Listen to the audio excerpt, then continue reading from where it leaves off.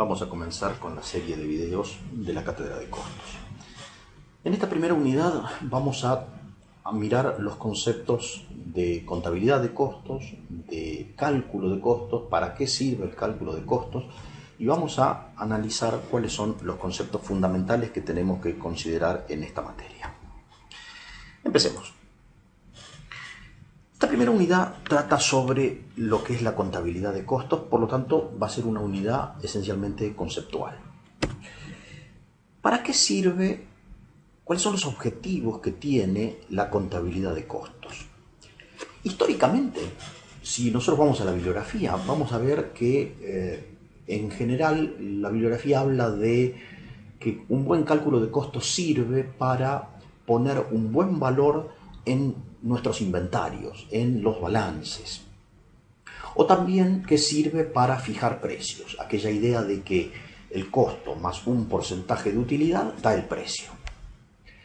A lo primero deberíamos decir, valorizar inventarios, tan pobre es el alcance, solamente para poner un número en el balance, muy poco. Para fijar precios, eso la verdad es un verso. ¿Por qué? Porque si fuese así, no habría empresa que perdiera dinero. Alcanzaría con calcular un costo más un porcentaje de utilidad deseado y a partir de allí tener el precio. No, no es verdad eso.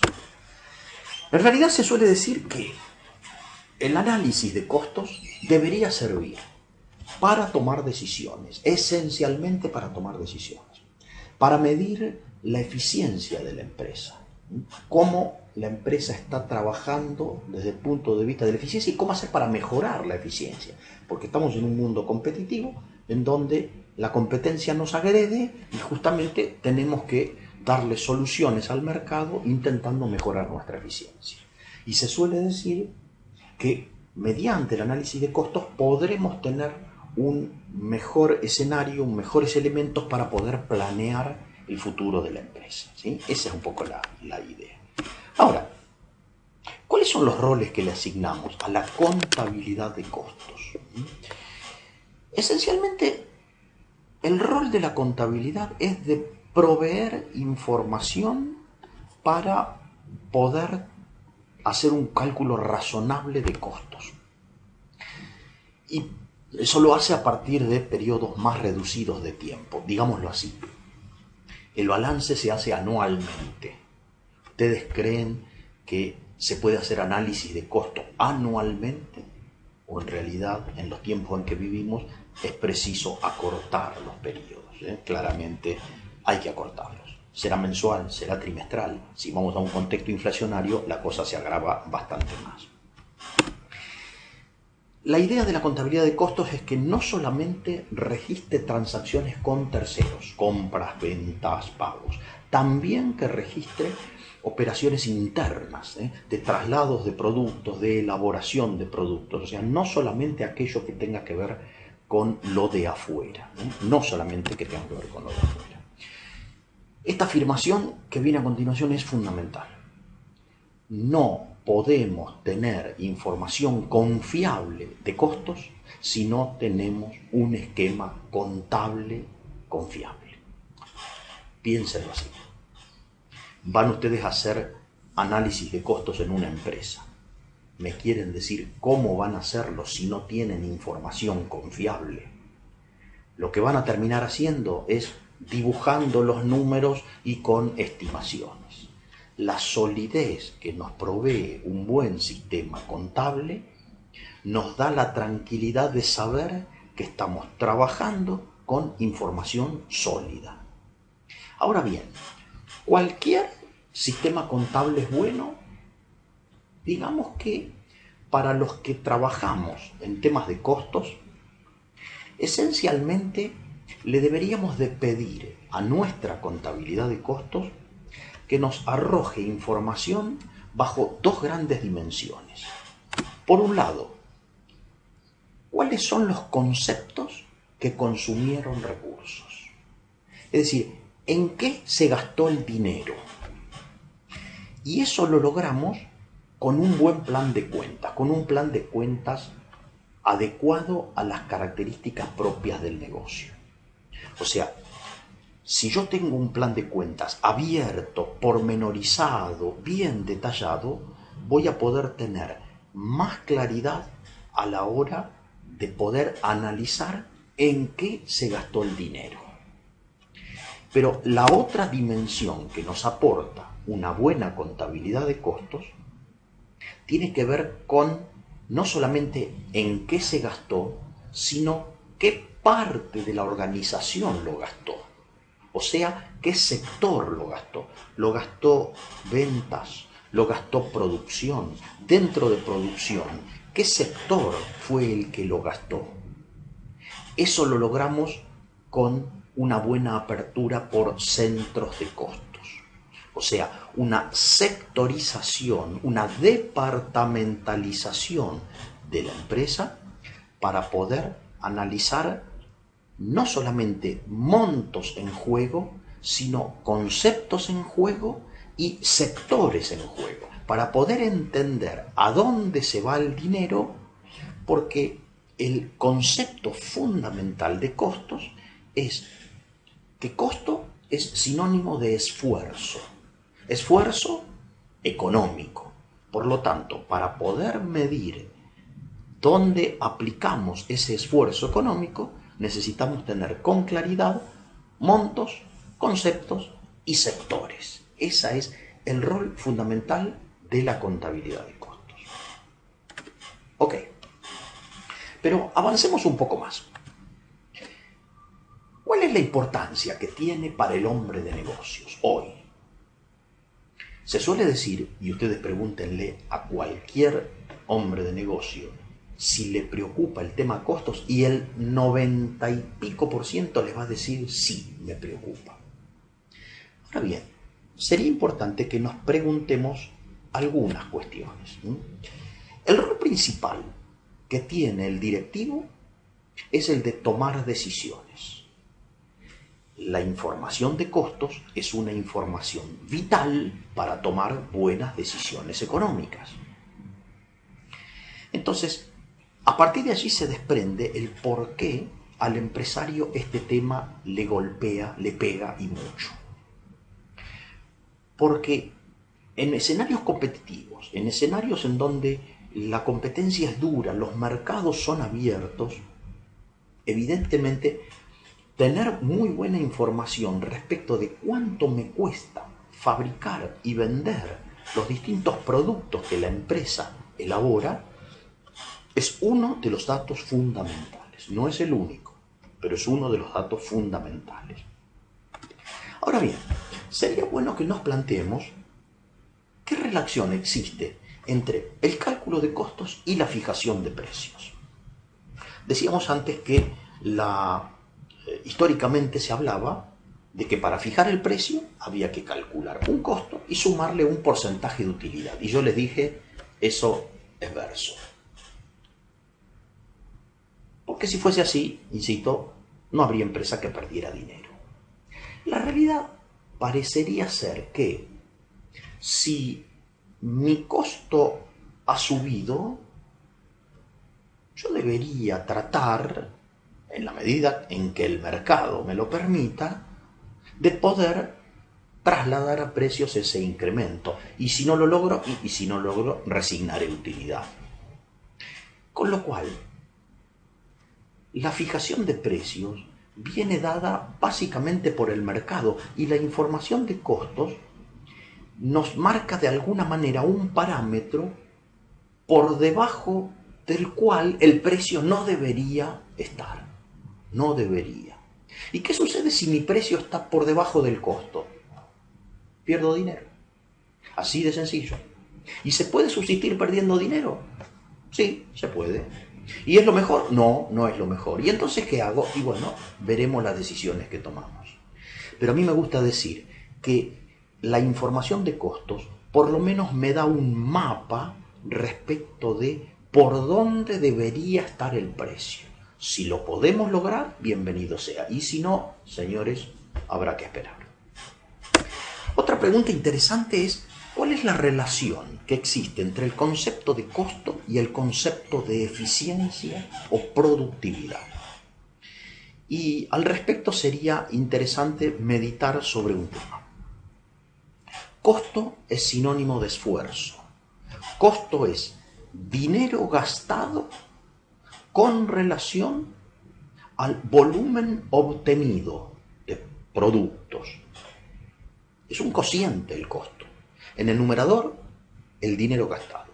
En el denominador, el volumen de producción obtenida. Uno dividido otro va a dar pesos por unidad, pesos por tonelada, pesos por kilo, pesos por metro. Ese es el concepto de costo unitario de producción. ¿Cuál es el concepto de eficiencia o el concepto de productividad? La productividad es una relación también, es un cociente entre cuánto se obtiene y cuánto se consume para obtenerlo. Típicamente, es otro cociente. En el numerador, lo obtenido, en el denominador, lo consumido. Y el costo es justamente la inversa, porque el costo es lo consumido en dinero dividido lo obtenido, lo producido.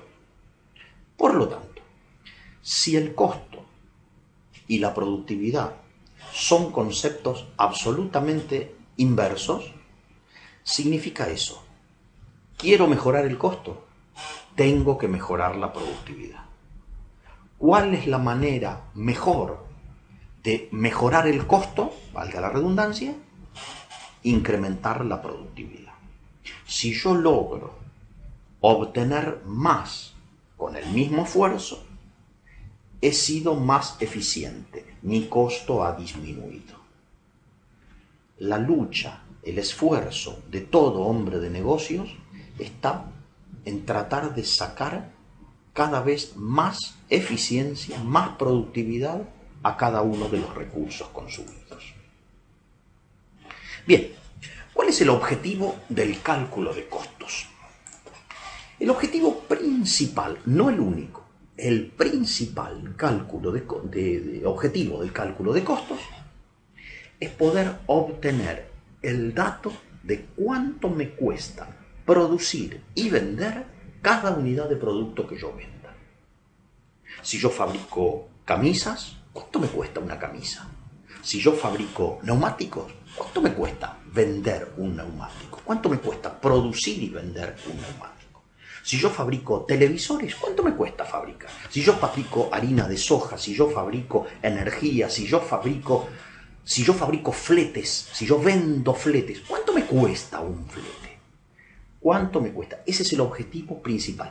Lo que vamos a trabajar esencialmente en la materia es calcular cuánto me cuesta fabricar y vender cada unidad de producto que yo vendo. ¿Es el único objetivo? No, es el principal. ¿Hay otros objetivos? Sí, claro. Podemos calcular el costo de un proceso, una etapa del proceso, el costo de una máquina, el costo de un sector determinado dentro de la organización. O sea, no es el único objetivo el cálculo del costo unitario. Si yo tengo información de cuánto me cuesta un proceso, puedo, por ejemplo, ponerme a pensar si no valdrá la pena cambiar ese proceso por otro proceso. Si yo estoy trabajando con una máquina determinada, puede que me interese cuánto me cuesta operar una hora de esa máquina para ver si no me conviene reemplazar la máquina o a lo mejor contratar los servicios de otra máquina, por ejemplo. Son diferentes subobjetivos. Avancemos un poquito más. ¿De qué habla la bibliografía cuando habla de los elementos que constituyen el costo de un producto? Esencialmente habla de 4 grandes elementos. Por un lado, las materias primas. Las materias primas vienen a ser los elementos físicos que la empresa tiene necesidad de consumir para poder elaborar una unidad de producto. O sea, aquellos elementos que se consumen, que se transforman y que generan otro producto. Si yo fabrico harina de soja, la materia prima será específicamente la soja que inyecto al proceso productivo. Si yo estoy fabricando paneles de aluminio, la materia prima será el aluminio que tengo que consumir para obtener esos paneles. De eso va a tratar nuestra unidad 2, esencialmente nuestra unidad 2. Segundo gran concepto es la mano de obra. La mano de obra viene a ser el valor, el trabajo, el esfuerzo de las personas empleadas para poder transformar esa materia prima y convertirlo en un producto apto para ser comercializado. Aquí entra lo que se le abona a los trabajadores, más otros gastos derivados del empleo de esa mano de obra, más algunos servicios conexos, alimentación, sanidad, vestimenta y demás. De eso va a tratar nuestra unidad 3 y nuestra unidad 4. El tercer elemento constitutivo del costo son los llamados gastos de fabricación, o si estamos en una empresa que presta servicios, gastos de prestación de servicio. ¿Qué va allá adentro? Allá adentro va esencialmente todo lo que no es ni materia prima ni mano de obra. Y aquí va energía, combustibles, gas natural, amortizaciones de equipos, impuestos, seguros, distintos tipos de gastos necesarios para poder obtener el producto. Y el cuarto capítulo tiene que ver con el costo comercial, con el costo llamado de distribución. Y aquí entra la retribución de vendedores, entran los fletes, entran los impuestos que se pagan por vender, entran los gastos de logística, los gastos de exportación. 4 elementos que constituyen el costo de fabricación y de comercialización de un producto. Si el objetivo fundamental del cálculo de costos es determinar cuánto tiene qué costo total tiene de fabricación y de comercialización cada producto, el paso va a ser identificar estos 4 elementos, cómo se pueden asignar hacia los productos que elabora la compañía. Pero a la hora de asignación es importante que tengamos en cuenta diferentes clasificaciones de costos, diferentes tipologías de costos. Y vamos a hacer una primera separación. En la bibliografía se habla de diferentes clasificaciones. Yo voy a hacer foco en 2 de esas clasificaciones. La primera tiene que ver con la claridad, la facilidad de asignación de los costos hacia los productos o hacia las etapas de fabricación del producto. Y aquí hablamos de costos directos y de costos indirectos. Un costo es directo cuando lo puedo asignar con precisión, con claridad, hacia un producto o una etapa del proceso productivo. Cuando yo no dudo, tengo una persona que trabaja en esta línea de producción y esta línea de producción solamente hace este producto. Listo, este costo al producto. No tengo duda. ¿Qué es un costo indirecto? Un costo indirecto es un costo que hay que prorratear, que hay que distribuir, que hay que asignar a más de un producto. En el ejemplo que daba, supongamos que tengo un supervisor de varias líneas de producción. Cada línea de producción elabora un producto diferente. Como el supervisor atiende todas las líneas de producción, será preciso distribuir, prorratear el costo de ese supervisor. Costos directos, costos indirectos. Los costos directos son fáciles de asignar. Los costos indirectos hay que buscar un mecanismo, un criterio. Y ahí es donde empiezan los problemas a la hora de esta disciplina. La segunda cuestión a considerar en cuanto a las clasificaciones de costos tiene que ver con cómo varían los costos con relación a las variaciones en el volumen de actividad. Y aquí tenemos que recurrir a algunos conceptos que nos vienen dados de la economía y que seguramente ustedes ya estudiaron en microeconomía. Hablamos de costos fijos y de costos variables, básicamente. Costos fijos son aquellos que aunque cambie el volumen de producción, tienden a mantenerse razonablemente estables.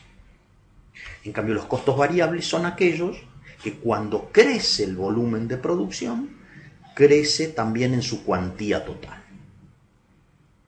Costos fijos, costos variables.